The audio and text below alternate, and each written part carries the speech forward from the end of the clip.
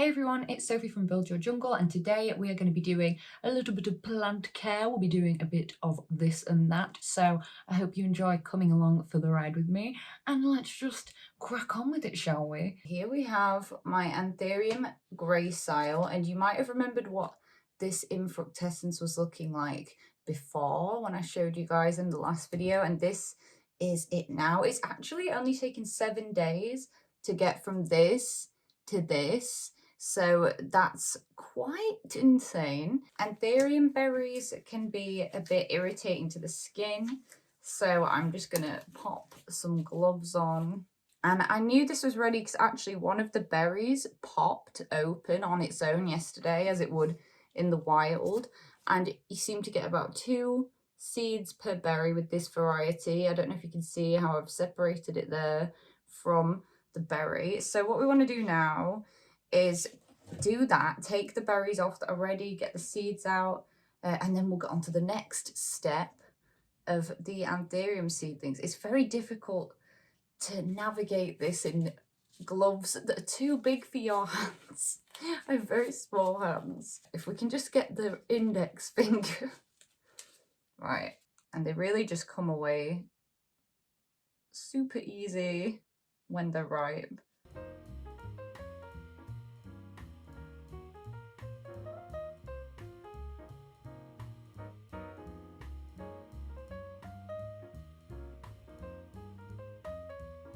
There we go, so there are all the berries, and I'm gonna leave this infructescence on because it's actually still got some active flowers there.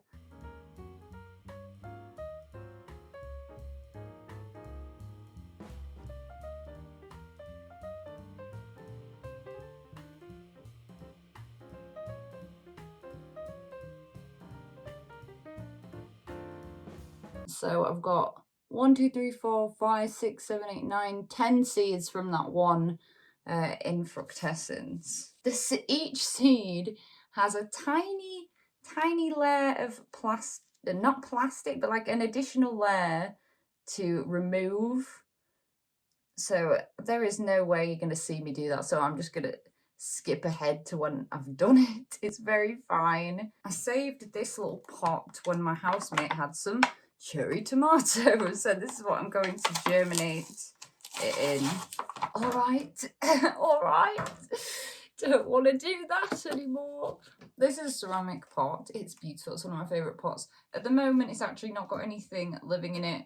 And I've just washed it out. It's so lovely and metallic inside. It's just always awkward to find something. At the moment, I don't have any containers without holes in them. So, because this is clean, I'm just going to soak the berries in here for a few hours, and then I will come back to them, but I will clip it so it's like the next thing that you guys see.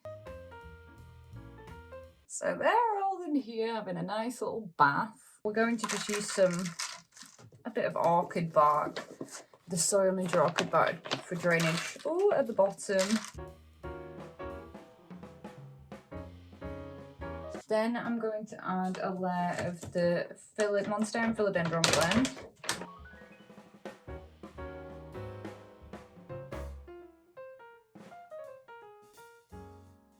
Then on top of this, we'll put some soil.ninja live sphagnum moss.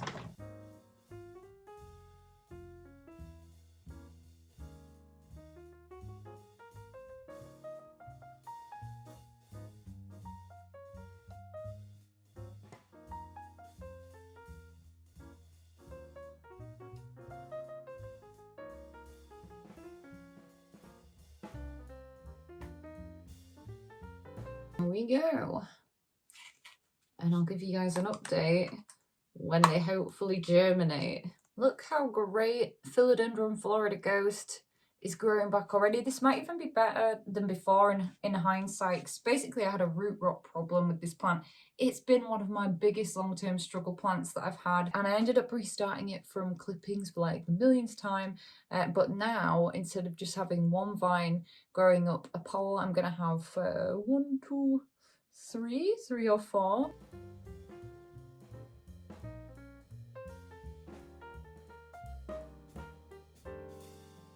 What?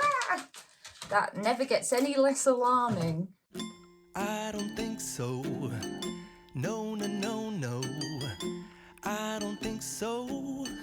No, no, no, no. It's never, ever, ever, ever, ever, ever gonna happen.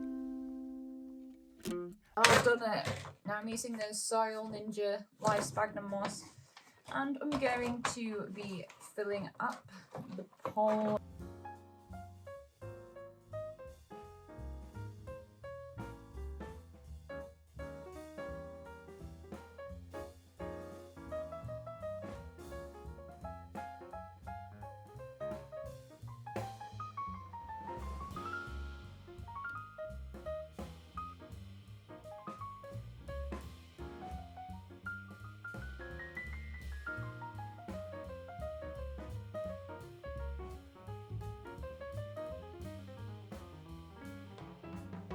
It is autumn. I don't think it's going to grow all the way up to the top. Also means I've got room to put a little container on the top of here if I want to use that method to help keep it moist. These pots are so flimsy, so I'm just gonna... Oh my goodness, can't believe how flimsy it is. Wow, it's rooted so quickly. I've got some really nice roots.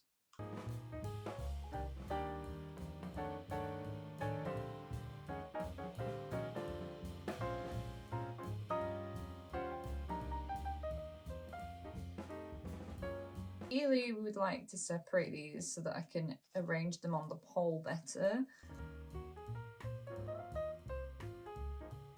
So we've got this one's like quite a mini plant on its own. That's amazing. And then we've got this one and we've got this one. Now we're going to attach to the pole first.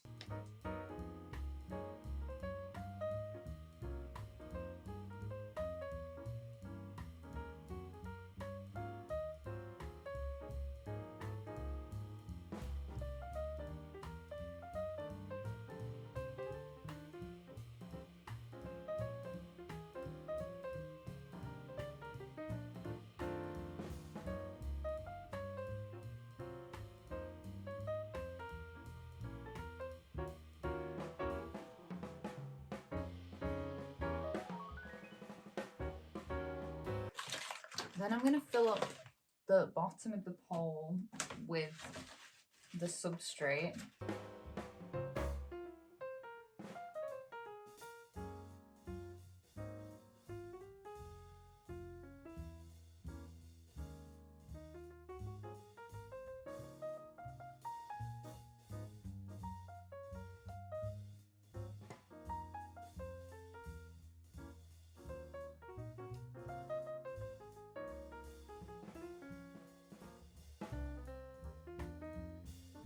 Right, so now I can pick it up by the pole. I know that I've got it secured from the back.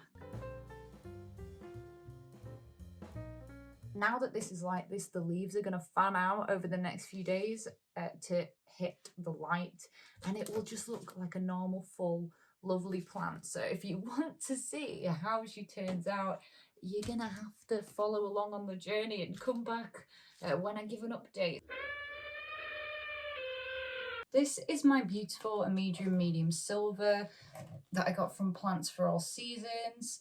I really love this one, and I'd been growing it up the pole that it came on, which was one like this, one of the cocoa coir ones, and it just wasn't going that well for this plant. The new leaves, as you can see, it was a significant size down. I know it's not hardened off yet, but it just wasn't rooting into this pole, and I was surprised that it had in the first place, but I don't know what sorcery this was, but it wasn't working. So what I did was coat it in the Soil.ninja live sphagnum moss, and I've attached it with some garden wire here, and then I've attached the plant with some Velcro. So now I'm just spritzing it all down to keep it moist, because it was starting to get a bit like in need of a top up today.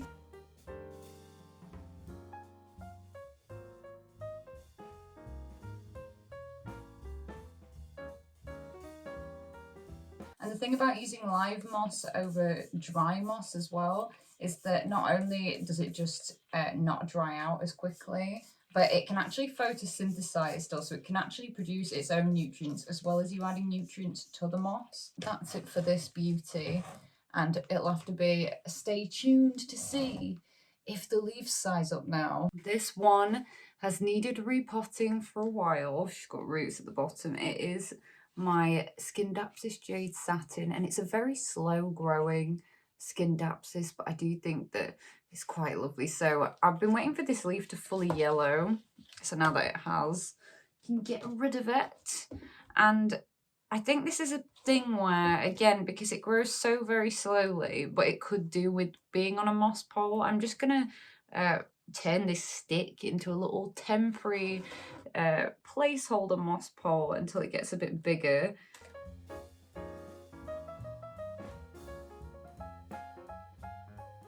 Obviously, a lot of people grow Scindapsus as trailing plants, and you could do, but I just want to get some big leaves with this one.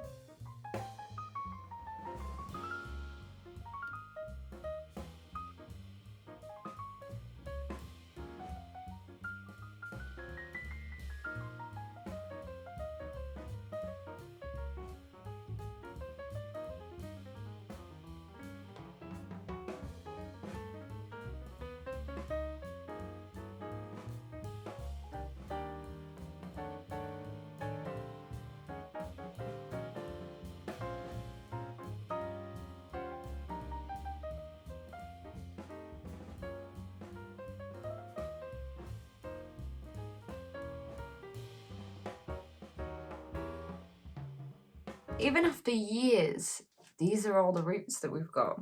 After prattling around for ages, I've decided I'm going to go with this one. Even though you might think, oh, it's a bit on the small side, and I very did almost go for this. So yeah, it is a bit smaller. But it's because it's winter, you know, and it'll still have room in this, and I just think it's a bit risky business for me to be putting it into like a pot that could be a little bit too big for it when it's really cold now and stuff.